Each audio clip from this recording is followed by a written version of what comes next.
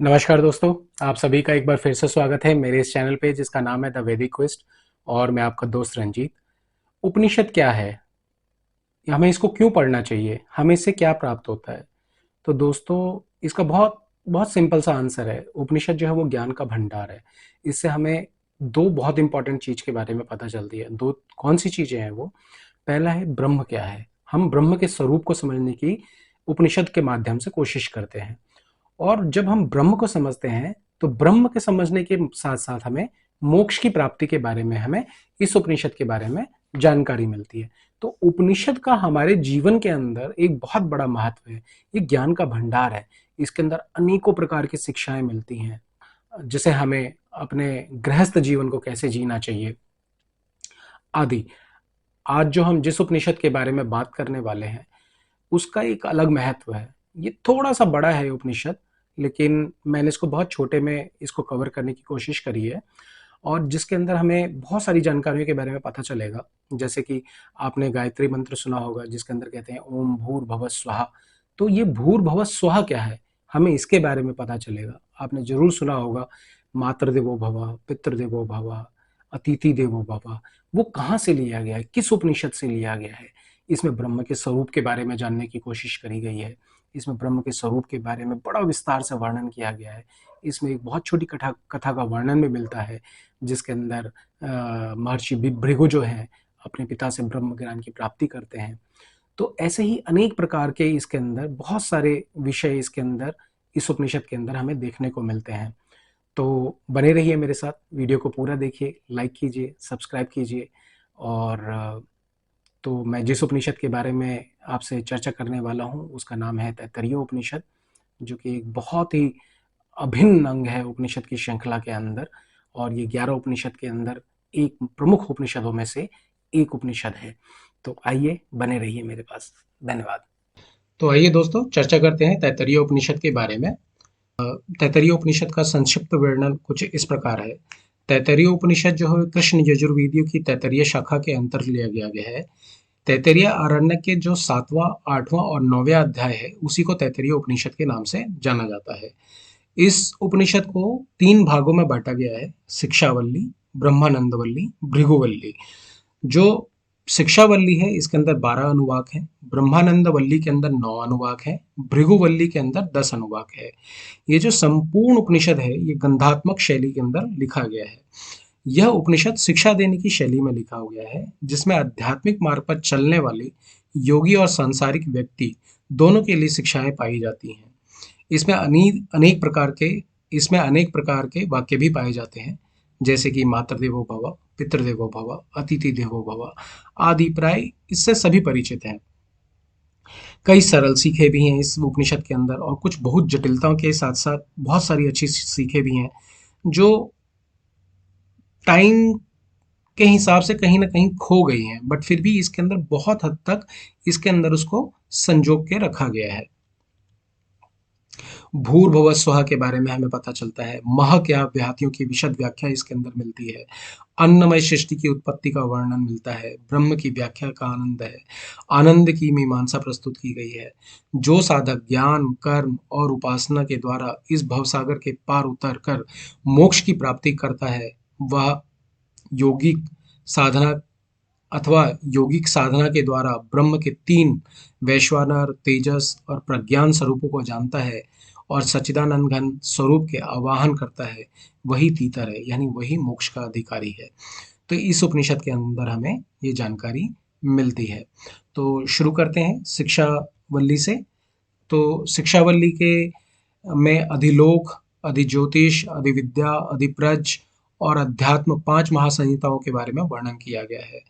साधना क्रम में ओम भूर्भुवः स्वः तथा मह आदि व्याहतियों का वर्णन दर्शाया गया। अंत में अध्ययन और अध्यापन करने के लिए सदाचारी संबंधी मर्यादा सूत्रों का उल्लेख करके विचारों के साथ आचरण की महत्ता पर प्रकाश भी डाला गया है। तो जो दोस्तों मैंने आपको बताया कि ये अनुवाक इसके अंदर हैं, जैसे शिक्षावल्ली के अंदर जो है वो 12 अनुवाक हैं। तो मैं आपको एक एक अनुवाक को बहुत संक्षिप्त में बताता चला जाऊंगा, जिससे आपको इसके बारे में इंफॉर्मेशन मिल सके। तो पहला अनुवाक है, इस अनुवाक में मित्र वरुण, अयरमा यानी सूर्य, इंद्र, बृहस्पति, विष्णु, वायु और ब्रह्मदेव को नमन करके उनके त्रिविध तापों की त्रिविध ताप कौन से होते हैं दोस्तों? एक होता है आध्यात्मिक, अधिदैविक और अधिभौतिक। शांति की रक्षा करने के लिए प्रार्थना की गई है। अब आपको मैं थोड़ा सा यहाँ पे और बता देता हूँ। आध्यात्मिक, अधिदैविक और अधिभौतिक, ये तीन ताप क्या है? ये बेसिकली दुख कितने प्रकार के होते हैं उसके बारे में बात की गई है। तो दुख दोस्तों तीन प्रकार के होते हैं, जैसे इसमें बताया गया है। आध्यात्मिक दुख, तो आध्यात्मिक दुख में क्या आता है? जैसे जैसे सर्दी, जुकाम, बुखार आदि शरीर की जितनी भी प्रक्रियाएं होती हैं जिसमें बहुत तरीके के आपको कष्ट उत्पन्न हो, उसको आध्यात्मिक दुख कहा गया है। अधिभौतिक दुख जैसे आपको जैसे भौतिक भौतिक चीजों से आपको कष्ट पहुंचना, जैसे चोट लग जाना, एक्सीडेंट हो जाना आगे वगैरह वगैरह। अधिदैविक दुख होता है दोस्तों, वह दुख जो दैविक कारणों से होता है, जैसे ओले पड़ना, अ, अम, जैसे कि भूचाल आ जाना, जैसे कि भूकंप आ जाना, जैसे भारी वर्षा हो जाना। ये जितने भी कारण जिसके कारण हमें दुख पहुंचता है यानी तकलीफ होती है, उसको अधिभौतिक दुख कहा जाता है। तो दुख तीन प्रकार के ही होते हैं और इन्हीं दुखों के अंदर पूरा समूचा संसार समाहित है। तो इसके अंदर पहले अनुवाक के अंदर इसके बारे में चर्चा की गई है, उसकी शांति की प्रार्थना की गई है। दूसरा अनुवाक जो है, इस अनुवाक में शिक्षा के चार तत्वों वर्ण, स्वर्ण, माला, बल, साम, संधि और छंद आदि के महत्व का प्रतिपादन किया गया है। वैदिक साहित्य में इनकी शिक्षा का विशेष उल्लेख है। अगर आपने मेरी पहली वीडियो देखी होगी तो मैंने आपको उसके अंदर वेदांग के बारे में बताया था। वेदार्थ, जिससे हमें वेदों के अर्थ को समझने में हमें सहायता मिलती है, उसको वेदांग कहा जाता है। तो ये सारे के सारे क्या है? तत्व, वर्ण, स्वर्ण, माला, बल, साम, संधि, छंद आदि, ये सब क्या है? ये वैदिक क्या है? वैदिक साहित्य के अंदर जो हमें शिक्षाएं मिलती हैं, यानी वेदांग का जो अंग है, उसके बारे में हमें इसके अंदर जानकारी मिलती है। तीसरा अनुवाक जो है दोस्तों, इस अनुवाक में शिष्य और आचार्य के यश और ब्रह्म तेज को साथ साथ बढ़ाने की प्रार्थना और 5 महासंहिताओं की व्याख्या की गई है।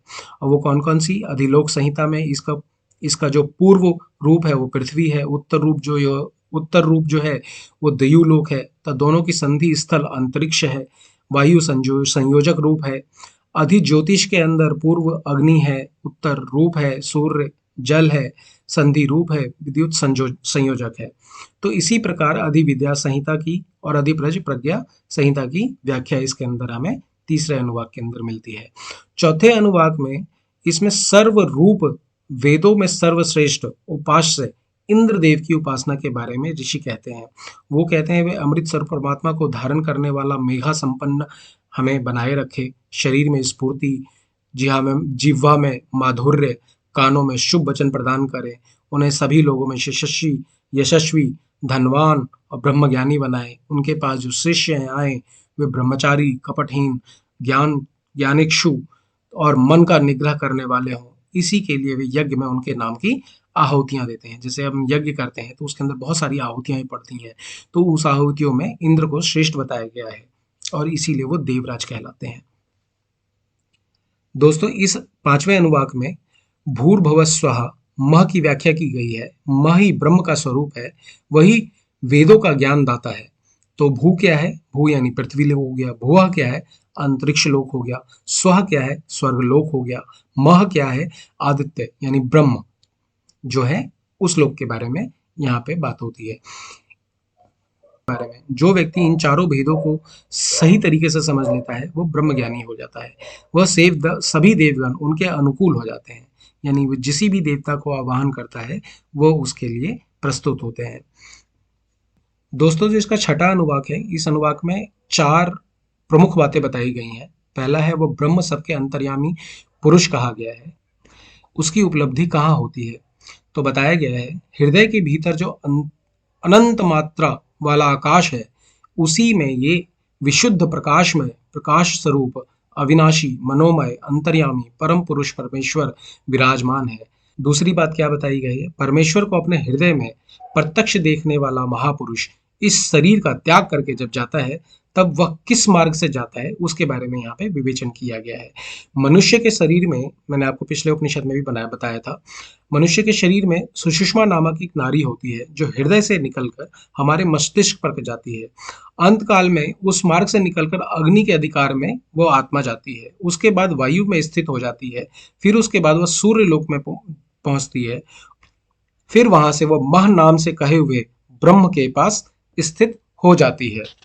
दोस्तों, इसके अंदर जो तीसरी जो इम्पोर्टेंट बात है वो बताई गई है। ब्रह्मलोक में प्रतिष्ठित महापुरुष कैसा हो जाता है, बताते हैं।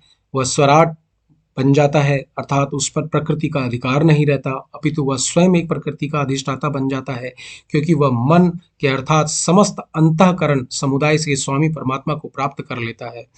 जो जिसके अंदर चौथी बात बताई गई है वो बताते हैं, वे परमात्मा, वे ब्रह्म कैसे हैं, उन्हें किस प्रकार चिंतन और ध्यान करना चाहिए। तो बताते हैं, ब्रह्म आकाश के जैसे निराकार, सर्वव्यापी और अति सूक्ष्म शरीर वाले हैं, एकमात्र सत्ता रूप है, समस्त इंद्रियों को विश्राम देने वाले और मन के लिए परम आनंददायक है, अनंत शक्ति के भंडार है और सर्वथा अविनाशी है। परम परम विश्वास के साथ जो मानकर साधक उनकी प्राप्ति के लिए चिंतन करता है, ध्यान करता है, वह उसी में लग जाता है और उन्हें प्राप्त करता है।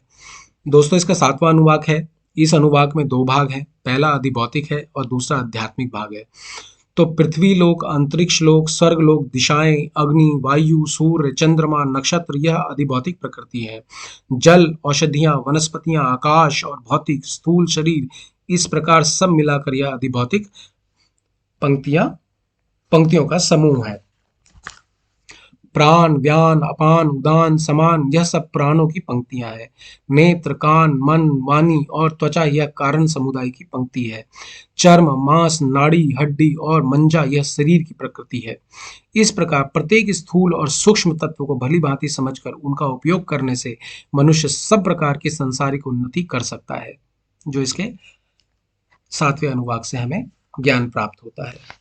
जो इसका 8वां अनुवाक है दोस्तों, इस अनुवाक में ओम को ही ब्रह्म माना गया है, उसी के द्वारा ब्रह्म को प्राप्त करने की बात कही गई है। आचार्य कहते हैं, ओम को ही प्रत्यक्ष जगत मानकर उसके उच्चारण व स्मरण के उपरांत साम, गान और शस्त्र संधान करते हैं और ओम के द्वारा ही अग्निहोत्र किया जाता है। दोस्तों, 8वां अनुवाक जो है इसमें बताया गया है, इसमें ओम को ही ब्रह्म बताया गया है, उसी के द्वारा ब्रह्म प्राप्त करने की बात कही गई है। दोस्तों, इसका जो 9वां अनुवाक है, इस अनुवाक में यह बात समझाई गई है कि अध्ययन और अध्यापन करने वालों को अध्ययन के साथ साथ शास्त्रों के बारे में भी मार्ग पर चलना चाहिए। वो सिर्फ अध्ययन और अध्यापन दोनों ही बहुत उपयोगी होते हैं। वेद और धर्म शास्त्रों का पठन पाठन ही सर्वश्रेष्ठ है, क्योंकि वही तप है, अर्थात उन्हीं से तप आदि समस्त धर्मों का ज्ञान होता है। जो कुछ कर्म किया जाता है वह पठन और पाठन से उपलब्ध शास्त्र ज्ञान के अनुकूल होना चाहिए। कितने भी विघ्न क्यों ना उत्पन्न हो, उसे अपने कर्तव्य का पालन, यानी उसे अपने शास्त्र अध्ययन का पालन करते रहना चाहिए। तप में सदा दृढ़ रहना चाहिए, हमेशा सत्य भाषण पर ध्यान देना चाहिए। इस उपनिषद के अंदर सत्यम ददिश्यामि भी बताया गया है, जिसका अर्थ होता है कि हमें सत्य का पालन करना चाहिए, हमें सत्य की राह पर चलना चाहिए। उसके बारे में अभी हमें इस अनुवाक के अंदर हमें जानकारी मिलती है। जो इसका 10वां अनुवाक है मित्रों, उसके अंदर अंतःकरण में भावना करना भी परमात्मा की प्राप्ति के साधना जैसी है, यही बताने के लिए इस अनुवाक का आरंभ हुआ है। मनुष्य जिस प्रकार की भावना करता है वैसा ही वह बन जाता है। उसके संकल्प में अपूर्व आश्चर्यजनक शक्ति है। अतः जो मनुष्य अपने में उपयुक्त भावना का अभ्यास करेगा वह निश्चय वैसा ही बन जाएगा। परंतु इस साधन में पूर्ण सावधानी की आवश्यकता है। यदि भावना के अनुसार गुण न आकर अभिमान आ गया तो पतन भी हो सकता है। यदि इस वेदानुवचन के रहस्य को ठीक समझकर उसकी भावना की जाए और अभिमान की आशंका भी ना हो, तब यह ब्रह्म की प्राप्ति के राह पर आदमी अग्रसर हो सकता है। जो 11वां अनुवाक है मित्रों, उसके अंदर बताया गया है गृहस्थ को अपना जीवन कैसे बनाना चाहिए, व्यतीत करना चाहिए, इसके बारे में इसको बताया गया है। मनुष्य को सदा सत्य भाषण करना चाहिए, झूठ का सहारा नहीं लेना चाहिए, शास्त्र समस्त धर्म का अनुष्ठान करना चाहिए, वेदों का अभ्यास करना चाहिए, संध्या वंदन करना चाहिए, गायत्री का जप करना चाहिए, भगवान के नाम का गुण कीर्तन करना चाहिए, आदि कार्यों से कभी आलस्य नहीं करना चाहिए और उसका कभी त्याग भी नहीं करना चाहिए।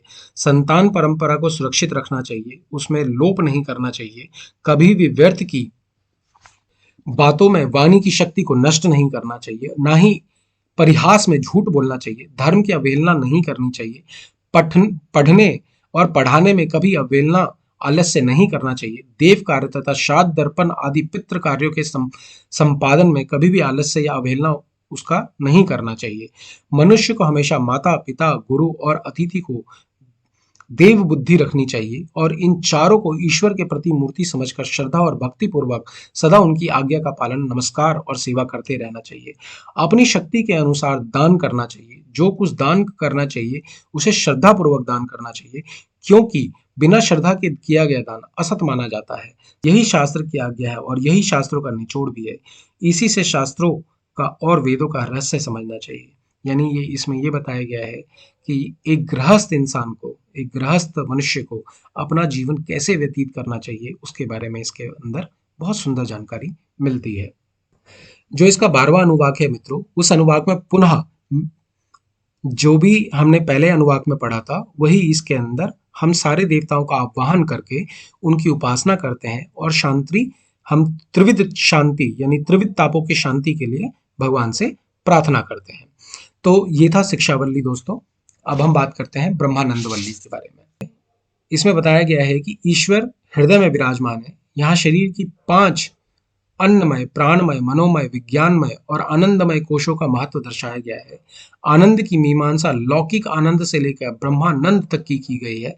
यह भी बताया गया है कि सच्चिदानंद स्वरूप परब्रह्म का सानिध्य कौन साधक प्राप्त कर सकता है। तो इसका जो पहला अनुवाक है दोस्तों, उसके अंदर पर ब्रह्म का परमात्मा के स्वरूप बोधक लक्षण बताकर उनकी प्राप्ति के साधन का वर्णन करते हुए उनकी प्राप्ति का फल बताया गया है। भाव यह है कि वह परमेश्वर सत्य स्वरूप है। सत्य का मतलब यहाँ नित्य से है, यानी सत्य का मतलब नित्य से है, जो यह हमेशा रहे। अर्थात वे परब्रह्म जो है वो नित्य सत्य है, किसी भी काल में उनका अभाव नहीं होता तथा वे ज्ञान स्वरूप है, उनमें अज्ञान का लेश भी नहीं है और वे ही अनंत हैं, किसी भी देश काल की सीमा से अतीत, सीमा रहित हैं। वे ब्रह्म आकाश में रहते हुए भी सबके हृदय में विराजमान है, वही सबको जानने वाले हैं। ब्रह्म कैसी गुफा में कैसे छिपे रहते हैं, इसके बारे में क्या व्याख्या की गई है, इसके बारे में आपको बताता हूँ। सबसे पहले आकाश तत्व उत्पन्न हुआ, आकाश से वायु तत्व उत्पन्न हुआ, वायु से अग्नि, अग्नि से जल तत्व उत्पन्न हुआ, जल से पृथ्वी उत्पन्न हुई, पृथ्वी से नाना प्रकार की औषधियां, अनाज, पौधे या फिर मनुष्य के आहार उत्पन्न हुए और अन्न से यह स्थूल मनुष्य शरीर उत्पन्न हुआ और फिर उसी मनुष्य के हृदय में परमात्मा ने स्वयं को प्रवेश किया। तो इसके दूसरे अनुवाक में क्या कहते हैं इस अनुवाक में अन्न की महिमा का वर्णन किया गया है। अन्न के परिणाम स्वरूप रज और वीर से ही शरीर बनता है। मनुष्य उत्पन्न होने के बाद अन्न से ही उसका पालन पोषण होता है, अतः अन्न से ही वह जीते हैं, अतः अंत में वह इस अन्न को उत्पन्न करने वाली पृथ्वी में ही विलीन हो जाते हैं। जो इस शरीर में रहने वाले जो जीवात्मा है वे विलीन नहीं होते, वे मृत्यु काल में प्राणों के साथ इस शरीर से बाहर निकल के दूसरे शरीर में चले जाते हैं। इसीलिए हम अन्न को ब्रह्म का स्वरूप मानकर उनकी उपासना करनी चाहिए। यानी हम जब भी अन्न का ग्रहण करें तो हम परमात्मा को याद करें कि परमात्मा का हमें परमात्मा को धन्यवाद देना चाहिए कि जो अन्न हमें मिल रहा है उसके लिए उनको बहुत बहुत धन्यवाद है। इसका जो तीसरा अनुवाक है, इस अनुवाक में प्राण की महिमा का वर्णन किया गया है। जितने भी देवता, मनुष्य, पशु आदि शरीरधारी हैं वे सब प्राण के सहारे जी रहे हैं। प्राण के बिना किसी का शरीर नहीं रह सकता। जो इस प्राण को पर ब्रह्म के रूप में उपासना करते हैं वो पूर्ण आयु को प्राप्त कर लेते हैं। इसके बारे में अनुवाक 3 के अंदर हमें जानकारी मिलती है। अनुवाक जो 4 है उसके अंदर हमें क्या मिलता है, ब्रह्मा के आनंद को जानने वाले विद्वान की महिमा प्रकट की गई है। भाव यह है कि पर ब्रह्म परमात्मा को मन, वाणी, समस्त इंद्रिया किसी भी प्रकार तक वहां नहीं पहुंचा जा सकता, परंतु साधना करने वाला वहां तक पहुंच सकता है। इसीलिए ब्रह्म को जानने वाला कभी भयभीत नहीं होता। ये 5वें अनुवाक में विज्ञान की महिमा का वर्णन किया गया है। विज्ञान को ब्रह्म रूप में उपासना करने का वर्णन बताया गया है। भाव यह है कि विज्ञान क्या है, बुद्धि है। बुद्धि के द्वारा शुभ कर्म का विस्तार करता है। मनुष्य जो है बुद्धि के द्वारा ही शुभ कर्म का विस्तार करता है। आत्मा से ही संपूर्ण कर्मों को करने की प्रेरणा मिलती है। जो आनंदमय जीवात्मा है वो मनुष्य के शरीर में ही रहता है, यानी परब्रह्म जो है वो मनुष्य के शरीर में ही रहता है। जो अनुवाक 6 है, इसमें ब्रह्म की सत्ता मानने और ना मानने का फल बताया गया है। बताते हैं जो ब्रह्म को या ईश्वर को नहीं जानता या ईश्वर को नहीं मानता, वह असत हो जाता है और नीच प्रकृति का हो जाता है। और जो ब्रह्म के यथार्थ तत्व को ना जानकर भी यह समझता है कि यह ब्रह्म है, ईश्वर की सत्ता पर पूरा विश्वास है, तो उस मनुष्य को ज्ञानी और महापुरुष यानी संत अर्थात सत्य पुरुष समझना चाहिए। जब तक मनुष्य परमात्मा को पूर्णतः नहीं जान लेता, उसमें थोड़ा सा भी अंतर रख लेता है, तब तक वह जन्म मरण के भय से नहीं छूटता। दोस्तों, इसके 7वें अनुवाक में कहा गया है, सूक्ष्म और स्थूल रूप में प्रकट होने से पहले ये जो संसार था, ये जो ब्रह्मांड था, ये क्या था? असत था, यानी अव्यक्त था। असत का मतलब यहाँ पे अव्यक्त है, यानी जो व्यक्त नहीं किया जा सकता। बताते हैं कि उस अव्यक्त अवस्था के अंदर ही, अव्यक्त अवस्था से ही सत अर्थात नाम रूप में प्रत्यक्ष जड़ चेतनात्मक जगत उत्पन्न हुआ। परमात्मा ने स्वयं अपने आप को इस जड़ चेतनात्मक जगत के रूप में बनाया, इसीलिए उनका नाम सुकृत भी है। वे ही वास्तविक आनंद है और जीवात्मा भी उस आनंदमय स्वरूप को पाकर आनंद युक्त हो जाते हैं। जो इसका 8वां अनुवाक है दोस्तों, इसमें क्या कहा गया है? इसमें बताया गया है कि इन पर ब्रह्म परमेश्वर के भय से ही पवन नियमानुसार चलता है। इन्हीं के भय से सूर्य ठीक समय पर उदय होता है, ठीक समय पर अस्त होता है, और इन्हीं के भय से अग्नि, इंद्र, मृत्यु ये सब अपना अपना कर्म जो है नियमानुसार करते रहते हैं। अब इसी अनुवाद के अंदर दोस्तों, अब आनंद के विचार की जब हमारी कल्पना करते हैं, आनंद का जब विचार करते हैं, तो सर्वप्रथम मृत्यु लोक के भोगों से मिल सकने वाले बड़े बड़े आनंद की हम कल्पना करते हैं। तो वो कल्पना क्या है? मनुष्य स्वस्थ रहे और उसे अथाह संपत्ति मिले, वही मनुष्य का सबसे बड़ा सुख होता है। यह मनुष्य कामना करता है। जो मनुष्य योनि में उत्तम कर्म करके गंधर्व भाव को प्राप्त होते हैं, उन्हें मनुष्य गंधर्व कहते हैं। उनका आनंद मनुष्य से 100 गुना ज्यादा होता है। मनुष्य गंधर्वों की अपेक्षा देव गंधर्व के आनंद का जो सुख होता है, वो उनका 100 गुना ज्यादा होता है। जो देव गंधर्व होते हैं, उनकी अपेक्षा जो पितृलोक में रहने वाले जो पितृ हैं, उनका आनंद जो होता है उनसे 100 गुना ज्यादा होता है।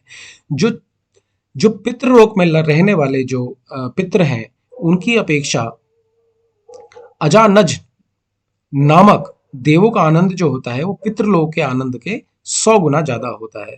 अजानज देवों की अपेक्षा कर्म देवों के आनंद को 100 गुना ज्यादा बताया गया है।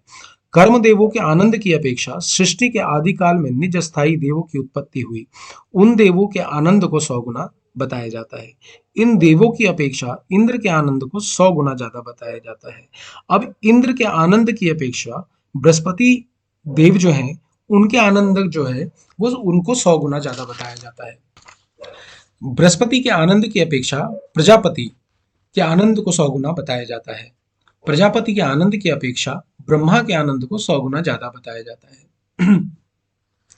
इन सबके आनंद का एकमात्र केंद्र परमानंद स्वरूप परब्रह्म परमात्मा ही है, वही सबके स्वामी होते हैं।